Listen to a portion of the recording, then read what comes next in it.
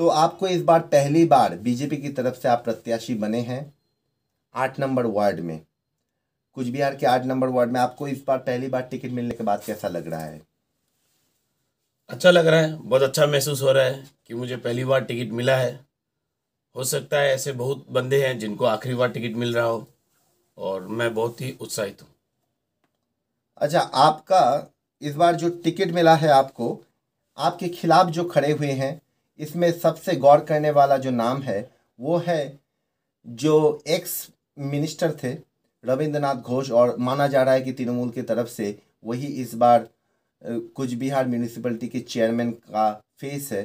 तो इतना कठिन लड़ाई में आपको पहले ही जीवन की इस पहली लड़ाई में ही फेंक दिया गया है।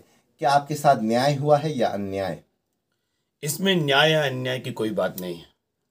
जब सचिन तेंदुलकर 16 साल की उम्र में कॉर्टनी वर्ल्स की बॉल का सामना कर सकते हैं, तो जो राजनीति के इस क्षेत्र में मेरे साथ कोई अन्याय नहीं हुआ है। और मेरे सामने जो प्रतिद्वंदी है, मैं उनका सम्मान करता हूँ। वो मेरे पिताजी से भी उम्र में बड़े हैं, और उनको मैं प्रणाम भी करता हूँ और बहुत आदर करता हूँ। और आज इस उम्र में उतनी ऊंचाई से आके वो इस नीचे स्तर पे मैदान पे मेरे साथ काउंसलर का इलेक्शन लड़ रहे हैं। एक ही मैदान पे हम दोनों काउंसलर का इलेक्शन लड़ रहे हैं, और मैं उनका अभिनंदन करता हूँ।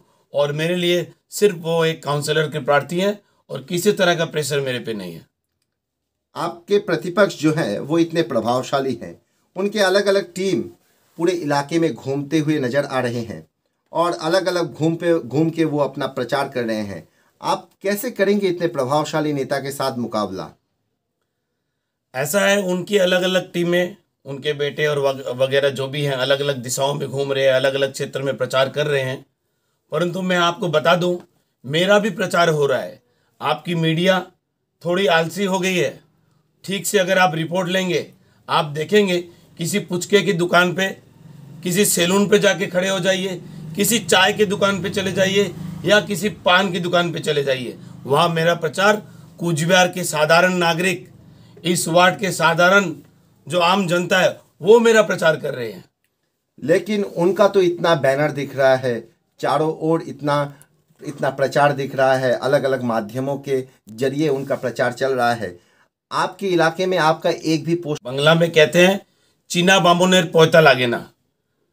यहाँ पे जो 5000 वोटर है, उनके दिल पे मेरा फोटो है, हर एक के जुमा पे मेरा नाम है। फोटो या बैनर से नहीं, लोगों से संपर्क करने से इलेक्शन जीता जाता है। और मेरा संपर्क मेरे वार्ड के हर एक वोटर के साथ पर्सनली बहुत अच्छा एक संपर्क तैयार है। वो भी आज से नहीं, इस वार्ड में मैं जन्म से हूँ, और जन्म के सबके साथ मेरा बहुत अच्छा मेल जुलाप रहा है। अच्छा, आपका जो आपके जो खिलाफ जो इस बार खड़े हुए हैं, उनको माना जा रहा है कि तृणमूल की तरफ से अगर तृणमूल का बोर्ड बना तो वही चेयरमैन बनेंगे। तो फिर बीजेपी का अगली बार का चेयरमैन का फेस क्या आप ही हैं? भारतीय जनता पार्टी एक ऐसी पार्टी है, ये कभी भी अपना फेस पहले से नहीं बताती है। जब भी भारतीय जनता पार्टी जीत के आएगी, ये अलग अलग राज्यों में भी हुआ है, अलग अलग शहरों में भी हुआ है, उसके बाद हमारे जो जिला नेतृत्व है, राज्य नेतृत्व है, वो अपना डिसीजन देगी, और उसी अनुसार से हमारा कोई चेयरमैन बनेगा। आपके खिलाफ एक शोर मच रहा है, जो सुनाई पड़ रहा है कान, कि आप जानबूझकर बीजेपी का खेल धीमा कर रहे हैं। क्या बताएंगे इसके बारे में? ऐसा है, आपके सामने बैठा हूं और बिना घबराहट के कह सकता हूं कि इस बार की पौरसभा बीजेपी दखल करेगी, क्योंकि टाइगर अभी जिंदा है और पिक्चर अभी बाकी है। मैं आपको बताता हूं कि ये जो राजनीति चल रही है, गंदी राजनीति पिछले कई सालों से बंगाल में चल रही है, ये गंदी राजनीति खत्म होने वाली है, क्योंकि ये पब्लिक है, सब जानती है। अच्छा, इस बार कूच बिहार को हेरिटेज टाउन के हिसाब से घोषित किया जा चुका है। लोग कह रहे हैं कि हेरिटेज टाउन के हिसाब से घोषित करने के बाद बड़े बड़े राज्य स्तर के नेता इस बार इस चुनाव में उतरे हैं, म्यूनिसिपैलिटी चुनाव में उतरे हैं। तो बीजेपी का क्या नजरिया है हेरिटेज टाउन के मुताबिक? हेरिटेज टाउन जो शब्द है, इस राज्य सरकार के लिए सिर्फ एक शब्द मात्र रह गया है, पर इस हेरिटेज टाउन के लिए पिछले 10-12 सालों में उन्होंने कुछ नहीं किया है। हाँ, केंद्र सरकार ने, आप देखिएगा आज यहाँ की राजवाड़ी जो केंद्र के अंदर आती है कैसे चमचमा रही है, कैसे पब्लिक आ रही है। इसको देख के लोग कहते हैं हाँ हेरिटेज टाउन का ये एक हेरिटेज मंजिल है, परंतु राज्य सरकार के अधीन में जो भी है वो सब बिखरे जा रहे हैं। यहाँ पे एक पावर हाउस है जो कि एक हेरिटेज पावर हाउस है, ऐसा पावर हाउस पूरे पश्चिम बंगाल में कहीं नहीं है। परंतु देखिए कितनी दुरावस्था है इस पावर हाउस की। और इस राज्य सरकार ने हेरिटेज टाउन के बहाने से सिर्फ पैसे बटोरने हैं और विकास कुछ नहीं करना है। विकास करने के लिए हमारे यहाँ पे भाजपा की मानसिकता वाले लोग, नरेंद्र मोदी के आदर्श और नीति पे चलने वाले लोगों की जरूरत है ताकि यहाँ का विकास हो जो आज यूपी में दिखाई दे रहा है। आपके घर में भी आए थे तो आपके साथ वार्तालाप भी हुआ उनका, ये अच्छा है।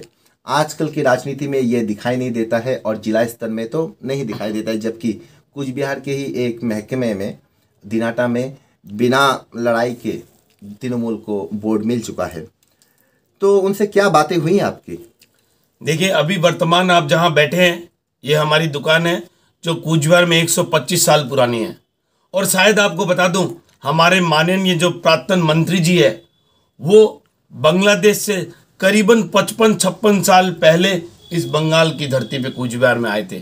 पर हम यहाँ 125 साल से हैं, हमारे पूर्वज यहाँ के आदि आदमी हैं। और काफ़ी दिनों से, बहुत पहले से उनका हमारे यहाँ पे आना जाना था, इसीलिए मेरे पिताजी से मिलने आए, वोट का आह्वान करने आए। और जब मेरे से मिले मैंने उनको अपने पिता समान माना, प्रणाम किया। उन्होंने कहा मेरे को तू भी अपने बैनर लगा, पोस्टर लगा, चलो एक साथ मिल के करते हैं। मैंने कहा जी शुक्रिया, पर मेरा एक स्ट्रेटजी है, मैं लोगों के दिल में अपनी तरह से जगह बनाता हूँ। उनका एक आदर्श अलग है, वो अपना काम करते हैं, वो अपना धर्म निभा रहे हैं, मैं अपना धर्म निभा रहा हूँ। राजनीति जिक्र किया है, इतनी मिठास हमने तो कम से कम जिला स्तर में अब तक नहीं देखी है।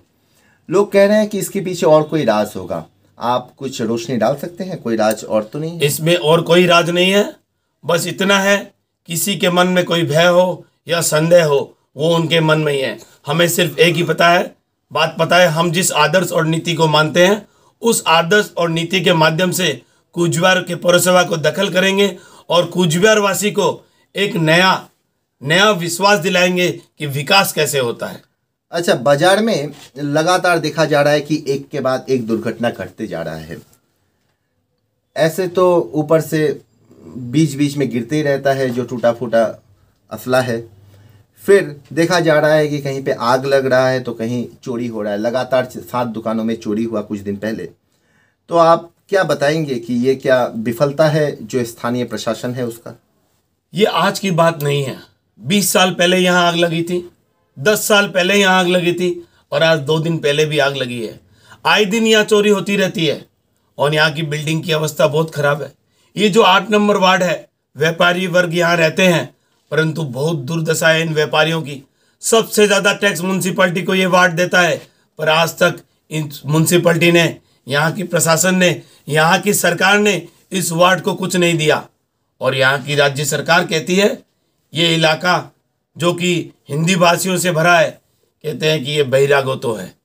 पता नहीं बहिरागतो शब्द कहाँ से आया है, परंतु यहाँ के आदमी, यहाँ के वोटर आज से नहीं सदा से विकास से वंचित रहे हैं। और यहाँ की पौरसभा ने, सरकार ने कभी भी यहाँ पे लोगों की तरफ, यहाँ के उन्नयन की तरफ, यहाँ के विकास की तरफ ध्यान नहीं दिया है। अच्छा, आपको कितने % आशावादी हैं? देखिए मुझे लगता है मेरी ये जीत है, जो आने वाली जीत है, ये ज़्यादा कठिन नहीं है। पर जीत के बाद जो लक्ष्य मैंने लिया है ये थोड़ा कठिन है, परंतु क्योंकि हमारे यहाँ पे हमारे केंद्र से MP मेरे साथ है, हमारे यहाँ से MLA का आशीर्वाद मेरे पास है, ये कठिन लड़ाई भी मैं बड़ी आसानी से कर लूँगा। अच्छा, आप क्या आपके घर में आए थे आपके प्रतिपक्ष रविंद्रनाथ घोष, आप भी क्या जाएंगे उनके घर में प्रचार करने? वो प्रचार करते समय हमारी दुकान पे आए थे। मैं भी जब उस क्षेत्र में प्रचार करने जाऊंगा जरूर उनके घर में जाऊंगा। वो रहे चाहे उनके घर में और कोई रहे, बड़े रहे, मैं उनका आशीर्वाद जरूर लूँगा।